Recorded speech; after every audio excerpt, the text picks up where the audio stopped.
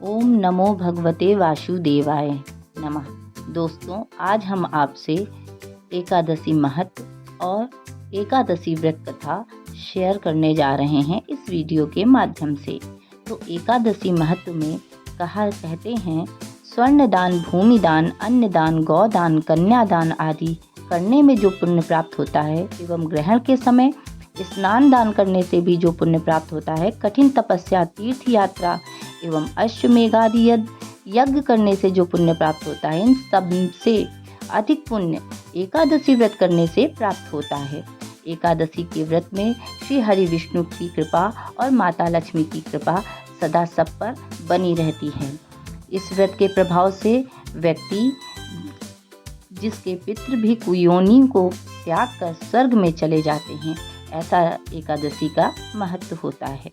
तो एकादशी में चैत्र मास की शुक्ल पक्ष की जो एकादशी तिथि होती है, जिसे कामदा एकादशी तिथि कहते हैं, इस पर व्रत कथा इस प्रकार है। भगवान कृष्ण बोले, युधिष्ठिर, चैत्र मास के शुक्ल पक्ष की एकादशी का नाम कामदा है। इसका महात्म्य राजा दिलीप ने गुरु वशिष्ठ से पूछा था। वशिष्ठ जी बोले, एक भोगीपुर नगर में पुंडरीक नाम का राजा राज्य करता था। उसकी सभा में गंधर्व गान करते थे, अप्सराएं नृत्य करती थी। उसमें ललिता नाम की एक गंधर्वनी और ललित नाम का एक गंधर्व रहता था। उनका परस्पर अति प्रेम था। एक दिन राज्यसभा में जब ललित गंधर्व गान कर रहा था तो ललिता उसके सामने थी। उसकी स्मृति में गाना अशुद्ध गाने के लगा। किसी ने राजा के सामने चुगली खाई। राजा ने क्रोध उत्पन्न किया और ललित और ललिता को बुलाकर कहा, तुमने मेरी सभा में स्त्री को स्मृति कर अशुद्ध गाना गाया। इस कारण मैं तुम्हें श्राप देता हूँ कि तुम राक्षस बनकर कर्म का फल भोगोगे। पुंडरीक के श्राप से ललित का मुख विकराल हो गया, भोजन मिलना मुश्किल हो गया, भूख से दुखी हो गया। उसकी स्त्री ने सुना तो वह भी वन के पीछे विचरने लगी। उस वन में शृंगी ऋषि का आश्रम था। ललिता ने मुनि की शरण में जाकर पति के उद्धार का उपाय पूछा।